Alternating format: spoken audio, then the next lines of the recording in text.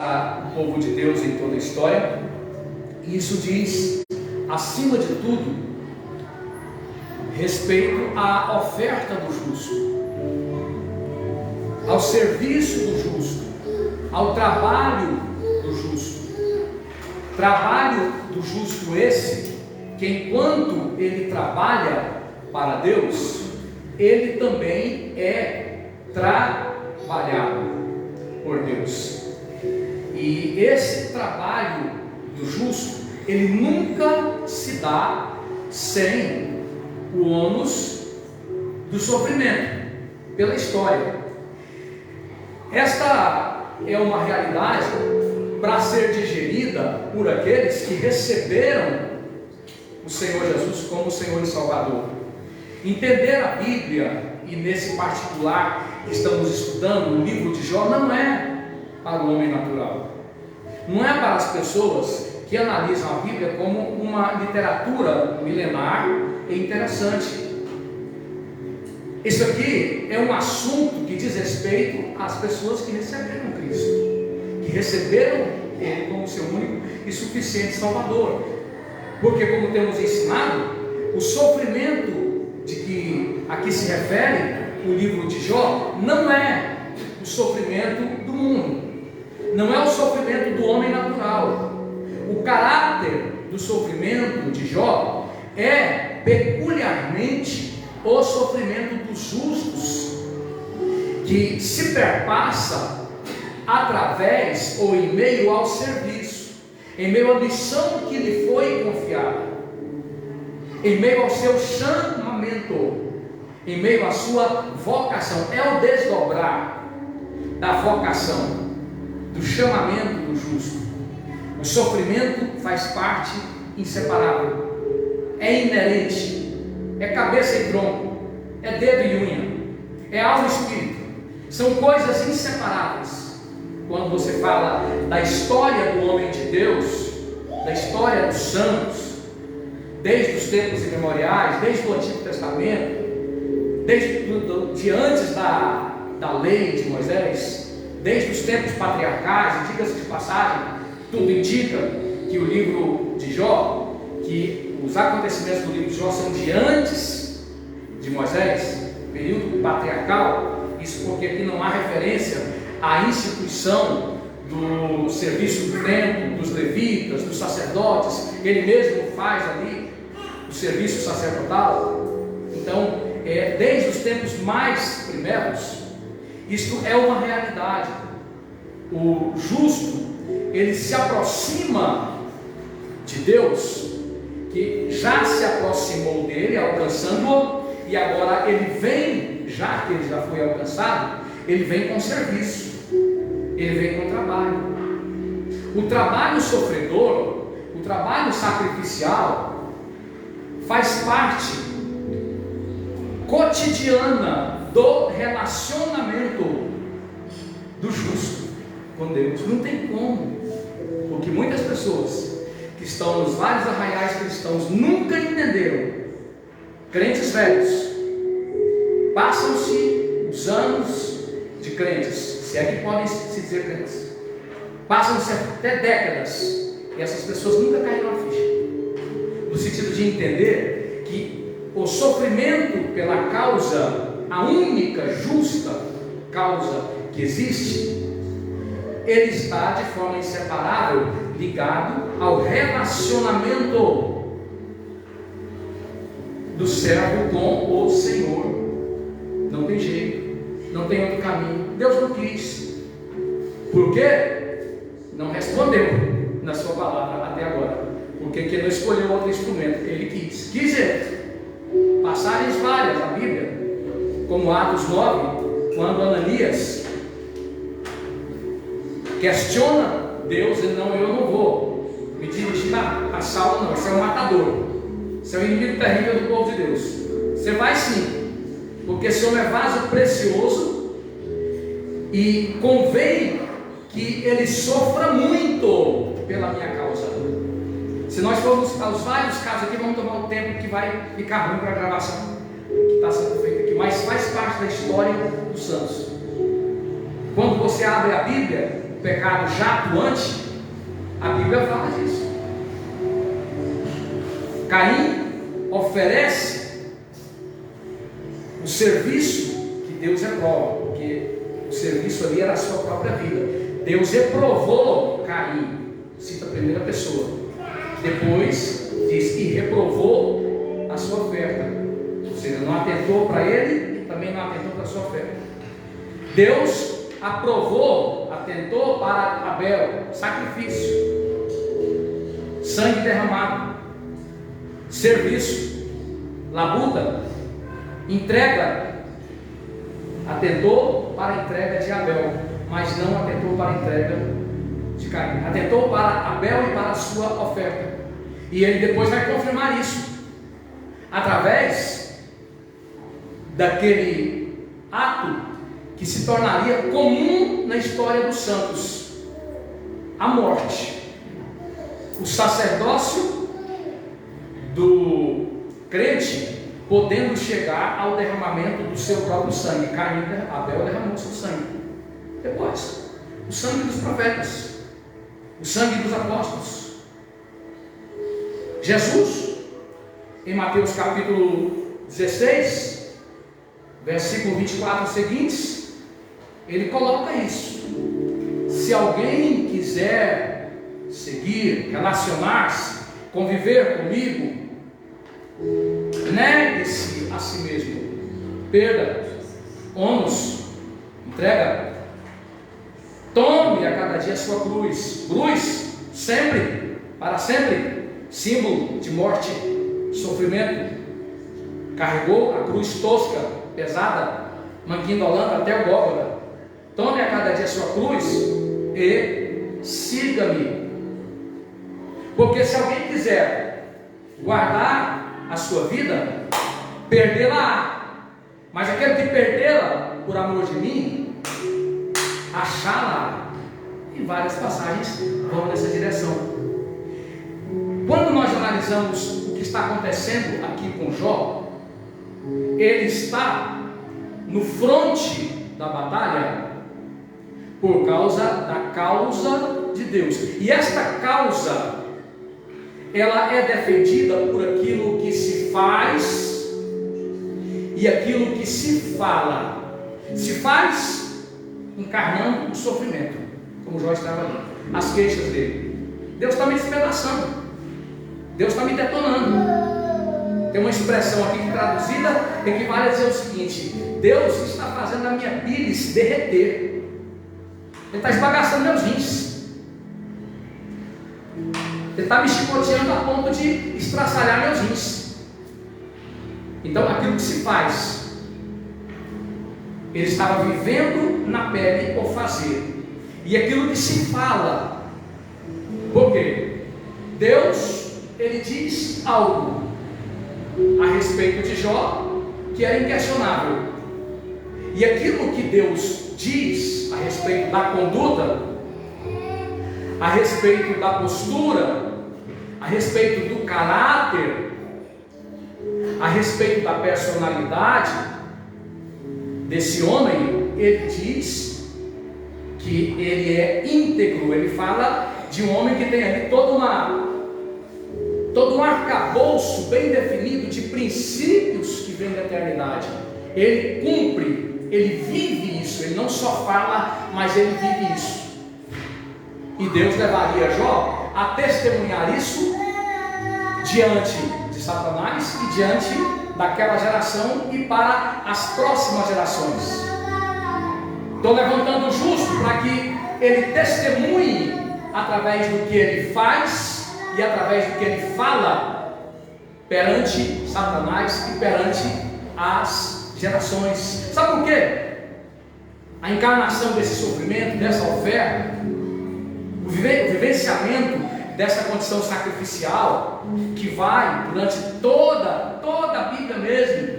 Você pega passagens como Apocalipse 18, versículo 24 e 20 em diante, quando ele diz o seguinte: alegrai-vos, ó céus, por causa da quebra de Babilônia, exultai-vos, ó santos, porque Deus se lembrou dela. E aí ele vai até o versículo 24 4, dizendo o seguinte: porque nela, nesse sistema mundial que serve a Satanás, se achou o sangue dos santos profetas.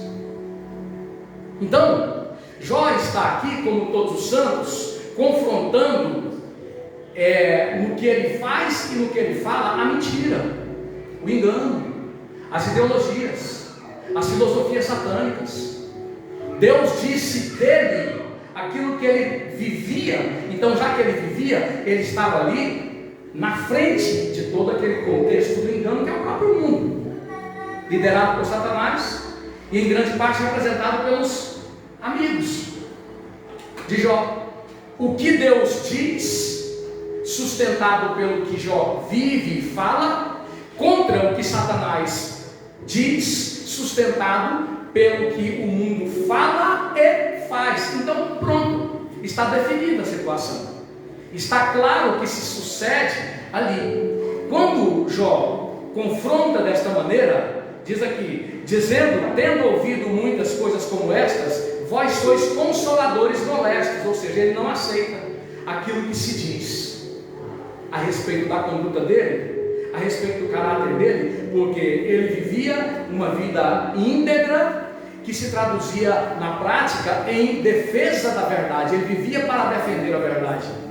Ele era um guerreiro da verdade. Porventura não terão fim estas palavras de vento, ou que te irrita para assim responderes? Então, praticamente, nesses 3 primeiros versículos, nós temos a atitude comum de todos os santos na história, de não aceitar aquilo que se fala, aquilo que se comunica, aquilo que se diz, aquilo que se sustenta oralmente, e também se sustenta com as práticas que são adotadas pelo homem natural, para que através dessas práticas haja uma projeção dos valores mundanos. Você vê, as pessoas fazem muito isso. As pessoas aonde nós andamos começam a ter atitudes para chocar mesmo. Homem com homem se beijando no meio das praças, mulher com mulher. No meu trabalho, uma dupla de lésbicas não chegou aos finalmente porque eu falei: você vai ter que descer do meu carro. Entendam os adultos, você chegar aos finalmente dentro do meu carro. Então aquilo ali é de propósito, é para comunicar os valores. Aquilo ali é a oratória do inimigo na prática, é para causar, é para dizer: esses valores, não os que vocês conheceram de seus pais, são esses princípios, não aqueles. Então, com o que se fala e com o que se faz, se comunicam valores, sejam os valores inerentes a Deus, sejam os valores inerentes ao inimigo. É simples assim. E por que Deus coloca os santos no fronte da batalha? Para que eles, com aquilo que eles falam e fazem, guerreiem contra o mal. Porque não pode existir uma guerra, não tem como existir uma guerra entre Deus e Satanás. Impossível. Tem como existir uma guerra? Vamos tentar a comparação aqui mais improvisada, de última hora. Tem como existir uma guerra entre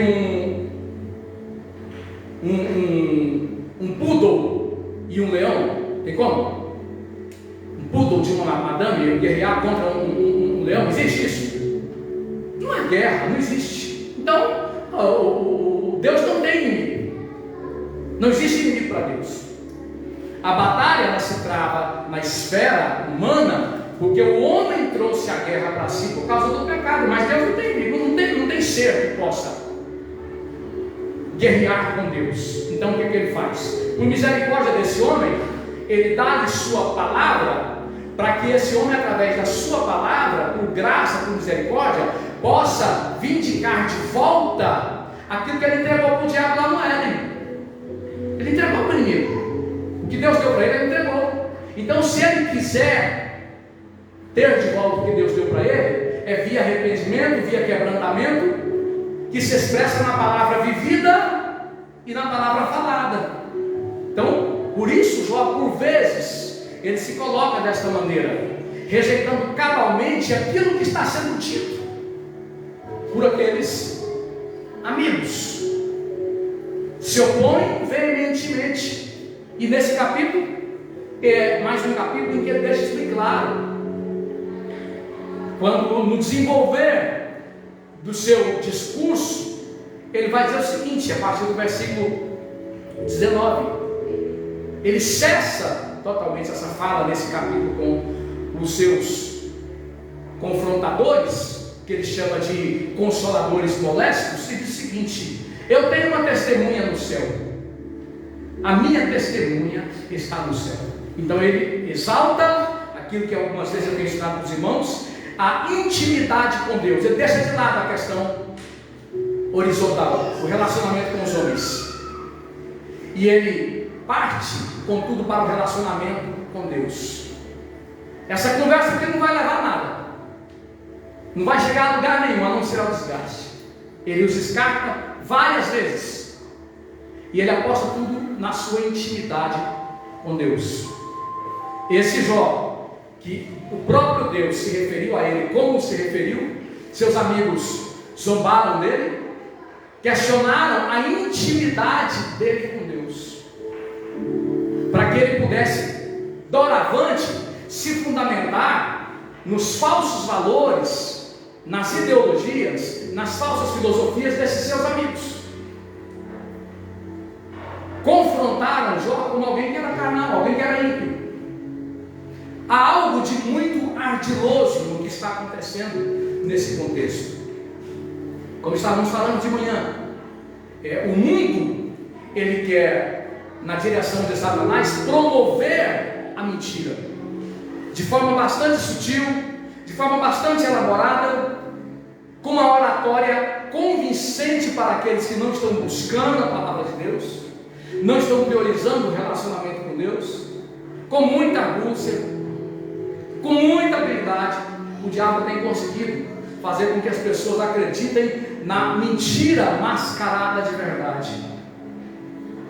O mundo, na sua totalidade, sempre esteve comprometido em fazer isso. Ou seja, vou pegar aqui um homem íntegro, eu vou convencê-lo a aceitar que ele é como um de nós. Eu vou convencê-lo a aceitar que ele é alguém que precisa assumir a realidade de todo o mundo. Convencê-lo a assumir que essa integridade não existe, que essa postura ética não faz sentido, que ele está passando por essas coisas, crendo numa suposta integridade, numa suposta inocência, e que isso não existe. Vamos bombardeá-lo com ele, bombardeá-lo com esse entendimento, até ele aceitar, até ele desistir desses valores, até ele se convencer de que essa integridade não é realidade. É satânico, é diabólico. O propósito da acusação, como estávamos falando de manhã, no contexto de Jó e de toda a Bíblia, não diz respeito a uma mera fofoca, a uma mera intriga, não. Mas não. O ministério da acusação, ele quer exatamente passar para o justo o entendimento de que não vale a pena ser íntegro. Por trás de toda essa situação que acusava Jó de ser perverso, de ser culpado, essa teologia da retribuição, essa teologia chamada de behaviorista, ou a teologia do comportamento, você faz o bem, você vai ter o bem. Por trás de tudo isso, por trás dessa narrativa, há uma intenção. No fundo, eu quero que ele desista de ser íntegro. Eu quero que ele acredite que ele é mais do mesmo. Bombardeá-lo até que ele, depois de uma situação por demais exaustiva, aceite os padrões normais do mundo. Essa foi, pela história, a intenção, o propósito de Satanás, contra o qual os santos mostraram-se valorosos e não negociaram, não transigiram, não admitiram. Paulo chega num dado momento a dizer o seguinte: nós não cedemos minimamente perante os falsos irmãos. Eles queriam nivelar a condição deles. Então, o que nós temos nesse duelo de Jó, é o duelo dos santos contra a mentira, contra o mundo, contra a ótica daqui, contra os princípios desse mundo que já está sob juízo da parte de Deus. O que nós temos é esse posicionamento dos justos, no caso de Jó, dizendo o seguinte: vocês querem recontar a história, vocês querem reescrever a história a partir da tinta do engano, da pena, da caneta, da mentira, a recontagem da história. Sempre foi assim. Deus diz uma coisa, notem bem, Deus diz uma coisa e o diabo pega e diz outra. Deus coloca seus princípios e desde da aurora da história, o inimigo questiona: foi assim que o teu Deus te disse? É o cuidado, irmãos, com aquilo que é comunicado, com aquilo que é dito. É o cuidado para não aceitar as narrativas do mundo sem Deus. Foi assim que o teu Deus te disse? Problematizar, questionar os valores eternos. Da mesma forma que aconteceu com Jó, aconteceu com Eva e Adão lá no capítulo 3. O inimigo aparece no início da história para fazer o quê? Recontá-la. Recontar a história. Eu vou apagar, eu quero que você delete tudo que você aprendeu desde a sua infância, os valores que você bebeu com o leite da sua mãe, para que você considere essas ideologias aqui que são muito interessantes. Elas são muito interessantes. Não é? Do modo ou de outro, às vezes, prometendo algo imediato, como foi no caso de Eva e Adão. De outra forma, acusando mesmo, como aqui no caso de Jó. Mas o objetivo é sempre o mesmo: fazer você desistir da integridade, fazer você desistir dos valores que lhe foram passados e aceitar esses valores aqui, o que está aqui posto. No caso lá do livro de Gênesis, não morrerás, ou seja, eu troco a ordem das palavras para que a mentira possa ser mais facilmente digerida, porque realmente pegou ali, desobedeceu, não caiu, o pai morreu, não, comeu e parece que estava tudo normal, desobedeceu e parece que estava tudo bem, desobedeceu e não teve consequências. O inimigo coloca a verdade numa visão imediata, quando Deus falou para Adão e para Eva, de uma visão mediata, ou seja, a médio tempo. Ele pegou e trocou a ordem das palavras e aplicou a um tempo imediato, para que a mentira fosse digerida. E por aí segue-se a história afora, com as N sutilidades do adversário. Mas o que o tempo todo nos deve atrair, à medida que nós estudamos a palavra de Deus, a história dos santos, é exatamente essa postura do crente como apologeta. O apologeta é o quê? O que é a apologética? A apologética é a defesa da fé, é a batalha pelos princípios eternos, porque Deus não vem aqui para lutar por esse princípio, Ele não precisa. Fomos nós que em Adão pecamos, e que temos que, através da graça, da misericórdia, dada através da sua palavra, consequência da morte de Jesus na cruz do Calvário, nos posicionar para que nós possamos tomar de volta aquilo que perdemos lá no Éden.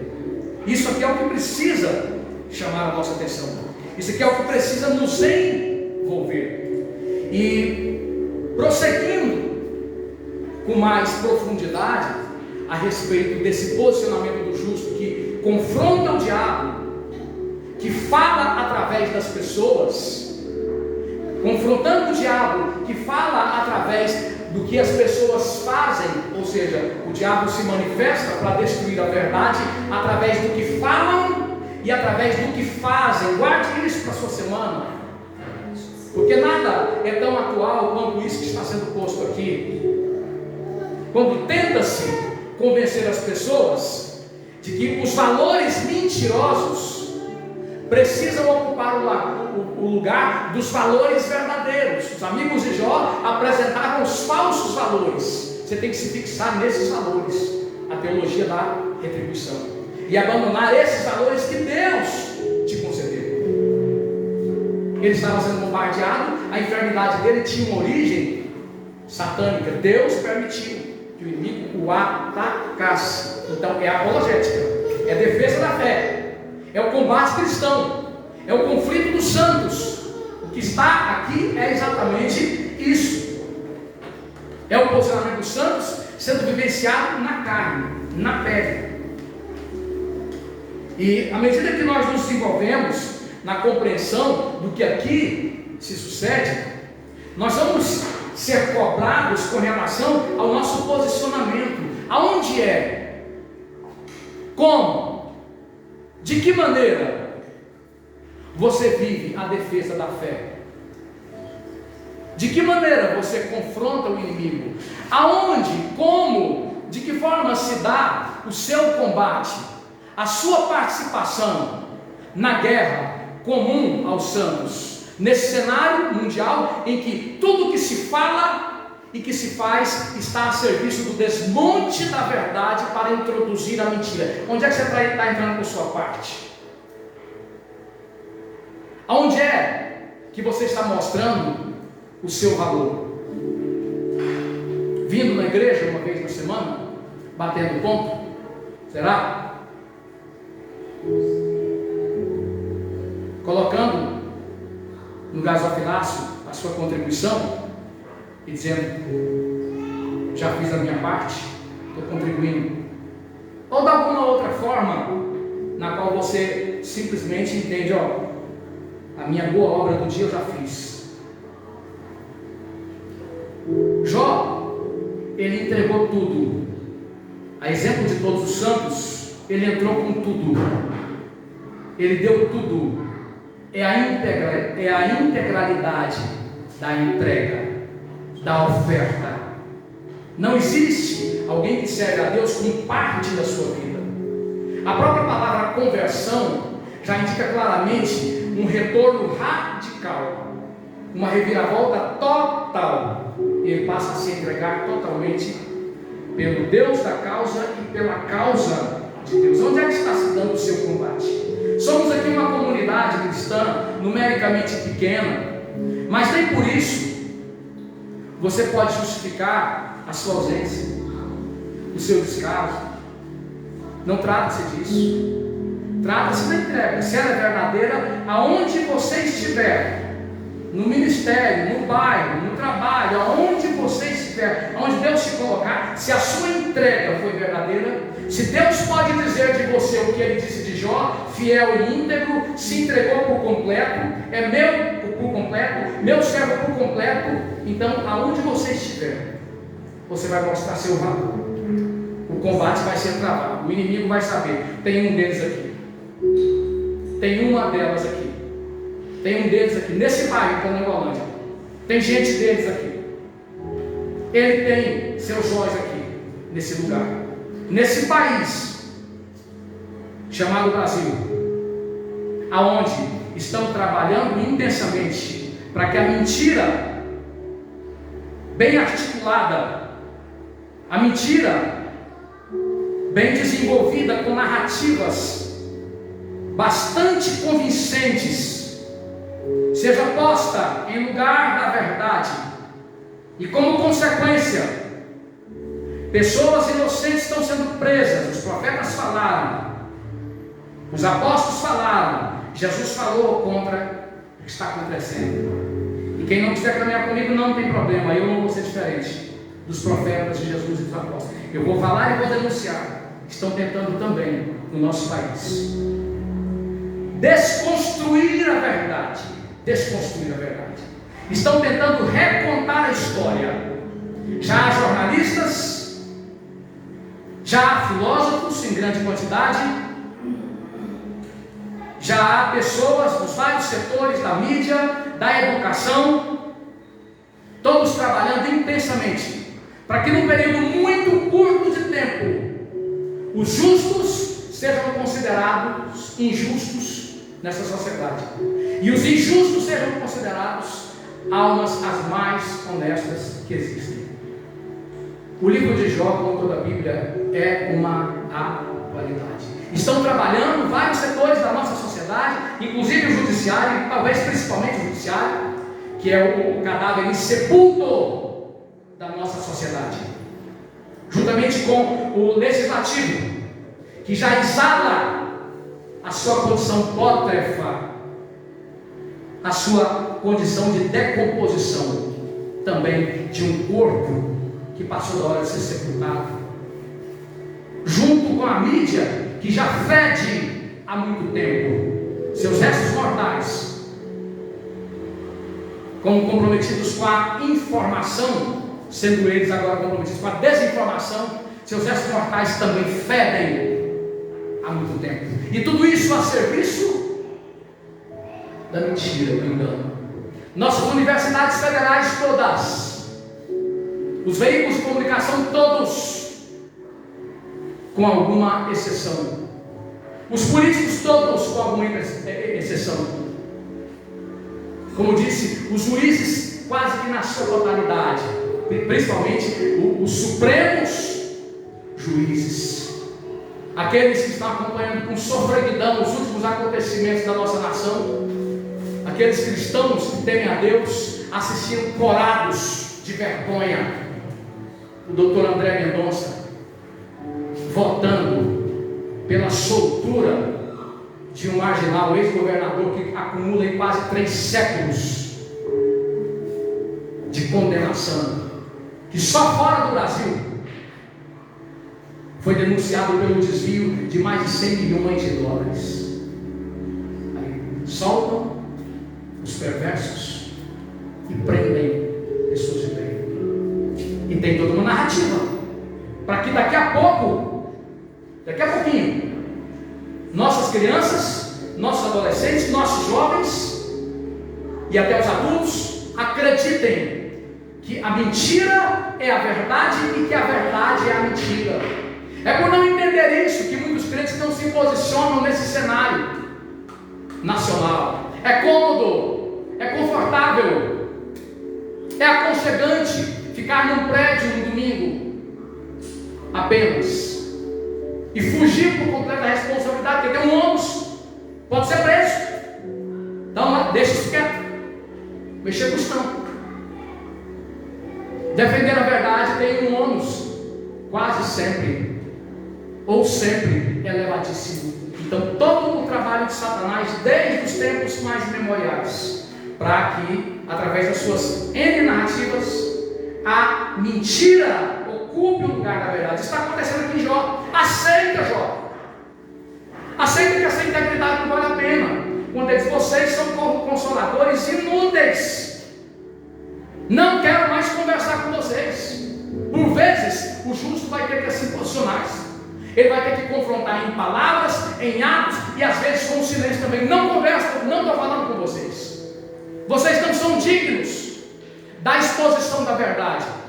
Só orientar para não jogar as coisas preciosas aos porcos. Pois Jesus viu, se é pesado da palavra, então não vai lá. Fala com ele lá. E nem as pérolas aos cães. Não vou conversar com vocês. Muitas vezes é isso. Vocês são consoladores molestos. Não vale a pena o diálogo com vocês. O que vocês querem já está bem claro. Vocês querem desconstruir os valores que me são dados, para neles eu pautar minha conduta de vida, e mais do que pautar minha conduta de vida, eu pautar meu relacionamento com Deus. A tentativa de fazer uma sociedade toda crer na mentira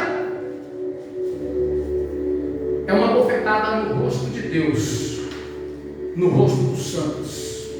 A tentativa de fazer a sociedade acreditar que aconteceu algo respeitando os fundamentos verdadeiros e levar a sociedade a uma condição governamental que na verdade não é governo, é regime, porque a mentira foi a base de tudo isso. Isso está dizendo para nós o seguinte: Vocês têm qual relevância, cristãos? Crentes, vocês têm qual valor? Qual a importância de vocês? Irmãos, ninguém é mais desafiado pelo diabo e por aqueles que o servem, ninguém mais que a igreja. Nunca foi e nunca será. Ninguém é mais convocado para se posicionar contra a mentira, contra as vãs filosofias, contra o engano. Ninguém mais do que o crente, ninguém mais do que a igreja. É por isso que nós não vamos nos conformar nunca com o silêncio de muitas lideranças cristãs, que no momento mais triste, mais crítico da história da nossa nação, em que a igreja tem a oportunidade de agora sim dizer a que veio, eles estão calados. Jó estava ali se posicionando diante daquela situação, e ele estava se posicionando, embora o sofrimento intenso o levasse por vezes a não compreender o porquê ele estava vivendo aquilo, mas ele faz essa colocação interessante: eu tenho uma testemunha no céu, eu tenho alguém que fala por mim no céu, não vou recuar, não vou retroceder minimamente, eu vou me posicionar o tempo inteiro a favor da integridade. Ele defendeu a integridade, não só a sua integridade, mas a integridade que diz respeito aos valores que lhe foram confiados, porque Deus falou, ele é fiel e íntegro. O que é alguém fiel? Alguém fiel é alguém que recebe uma missão e cumpre cabalmente. Alguém fiel é alguém que recebe a responsabilidade de defender algo, de guardar algo, de proteger algo, e esse alguém não abre mão.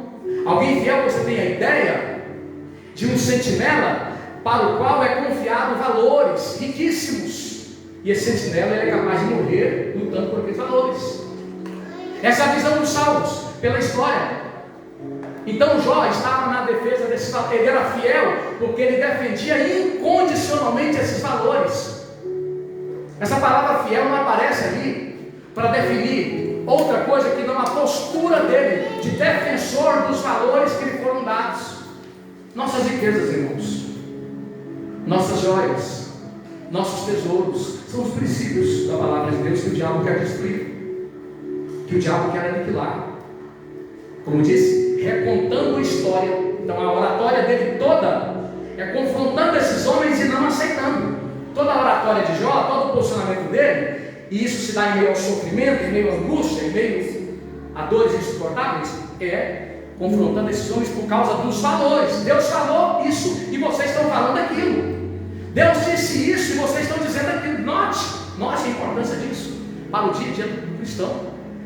Fazem tanta parafernália com o livro de Jó, fazem tanto uso sem sentido e passam por batido daquilo que é o principal. Então ele está defendendo valores, princípios, está defendendo com o que ele é e com o que ele faz, com o que ele internaliza na sua carne.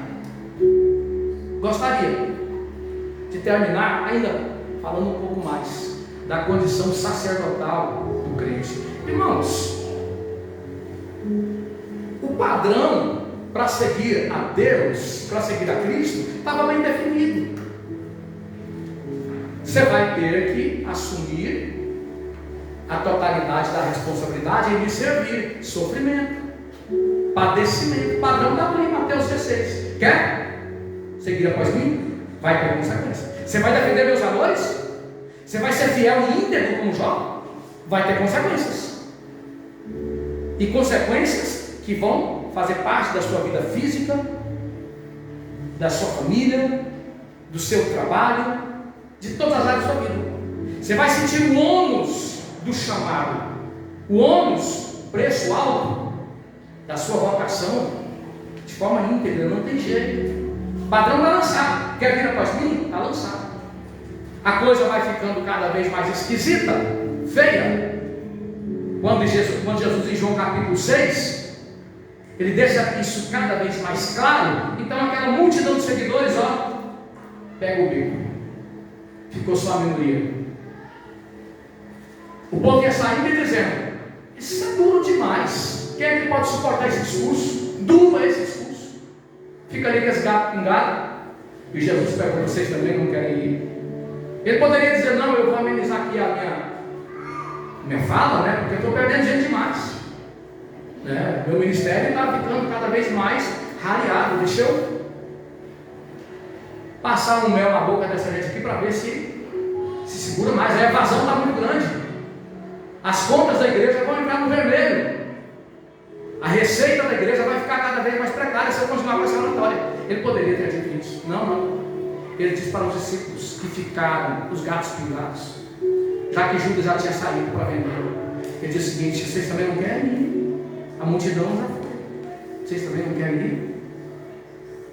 O padecimento é uma consequência. Vocês não querem isso mesmo? Não vai dar para mudar. João, ao escrever Apocalipse, ainda fala: os que tiverem que ir para a morte não.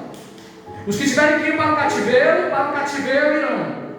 Os que tiverem que ir para a espada irão. Vocês não querem ir? Vocês vão continuar com esse ministério sem grandes promessas?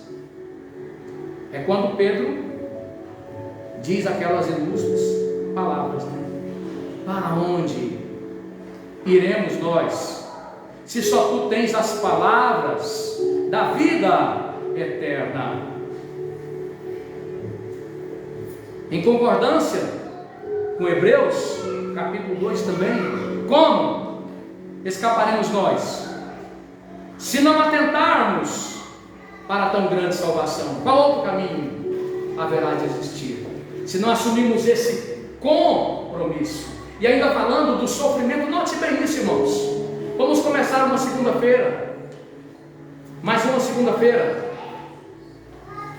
e a tendência é que depois do culto de domingo, as pessoas fiquem tranquilas até o próximo domingo, sem considerar o sacrifício cristão diário, o chamamento que se expressa no sofrimento, na entrega, na renúncia, no que se fala e no que se faz pela única causa justa que existe, sem se pensar no combate verdadeiramente cristão, na luta verdadeiramente cristã pela obra de Deus. Então note bem isso, o que está sendo dito aqui nessa noite. O dia a dia de um real salvo, de um real cristão, no mundo que corre cada vez mais acelerado, atrás das coisas que não trouxeram e que não levarão, se esquecendo de que o único sentido de tudo é se Deus aprovar, se Ele se agradar de mim, se Ele se agradar do que eu falo, do que eu faço, do que eu sou. Nessa mesma direção, o apóstolo Pedro, 1 Pedro capítulo 2, ele nos ensina mais ainda, a partir do versículo 5, quando ele diz: também vós, como casa espiritual, como pedras vivas, sois edificados casa espiritual, para que vocês possam viver esse sacerdócio santo, oferecendo sacrifícios espirituais agradáveis a Deus, mediante, através, por Jesus Cristo. Desde as primeiras páginas da Bíblia até o final da Bíblia, até Apocalipse, você vai encontrar: o sangue dos justos foi derramado por esse sistema. Eles não enfrentaram esse sistema sem derramar seu sangue. O derramamento do sangue é a entrega total da vida, com todo o ônus que disso resulte. Pode ser o ataque diabólico sobre o corpo, sobre as finanças, sobre a família, sobre o trabalho, e pode chegar até a morte. Termo grego para testemunha, usado muitas vezes no Antigo Testamento, até a martírio. Nela se achou o sangue dos santos. Eles o confrontaram Satanás, confrontaram o sistema com as suas próprias vidas. No momento em que todos concordaram, todos flexibilizaram quanto à sua postura, irmãos, chegará um momento em que as pessoas que estão do seu lado que não concordam com o que estão querendo implementar na nossa nação.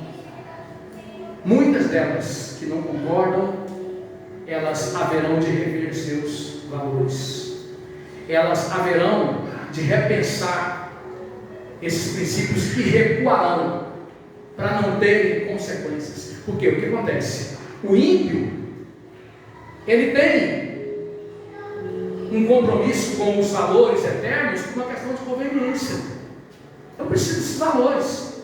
Mesmo os países que são hostis ao Evangelho, declaradamente países comunistas, não abrem mão totalmente dos valores bíblicos, porque eles emprestam uma possibilidade de estabilidade governamental, social. Então vamos preservar esses valores minimamente. Mas quando esses valores trazem como ônus a perseguição, a oposição do inferno, o ataque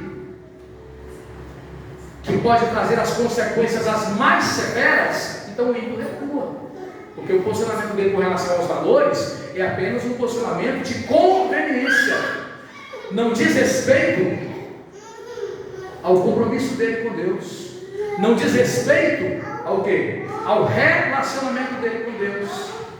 Porque uma coisa é quando você vive os princípios entendendo que a sua comunhão com Deus é o seu único bem.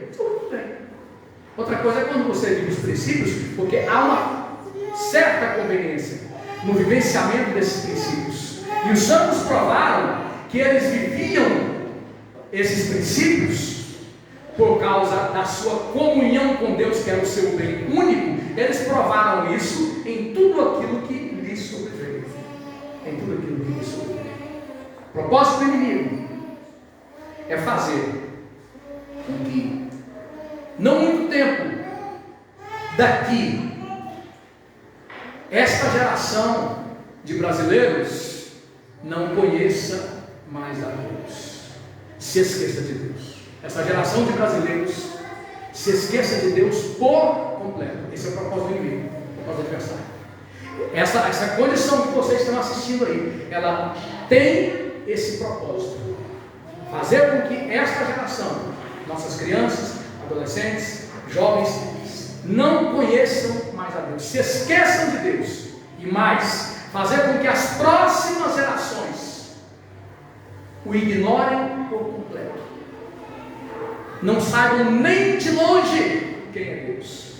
É nesse contexto que os homens como Jó estão posicionados, em palavras e em atos. É nesse contexto quando você olha para a Europa, que foi o continente da reforma protestante, onde catedrais milenares estão abrigando ali 2, 3 pessoas, onde muitos prédios também, templos milenares, foram vendidos para hotéis, para prostíbulos, aonde mais de 70% da população europeia, a Alemanha de Lutero, a Suíça de Calvino, mais de 70% já são ateus. Gerações que não conhecem a Deus, que não têm noção do que é Deus, gerações que nunca entraram dentro de um prédio para ouvir falar de Jesus e nunca entrarão. Isso é verdade. Olhe para a América do Norte, para os Estados Unidos, da mesma forma. O país que mais evangelizou na história do mundo. Hoje é um país que chega a prender cristãos por causa da palavra de Deus, do plano do diabo, através das suas narrativas, que são levadas a efeito em todos os pilares da sociedade, nos poderes constituídos, na estrutura escolar, acadêmica, universitária, na mídia, etc, etc. É preciso compreender a atualidade da palavra de Deus, que chama o crente ao combate na sua respectiva época.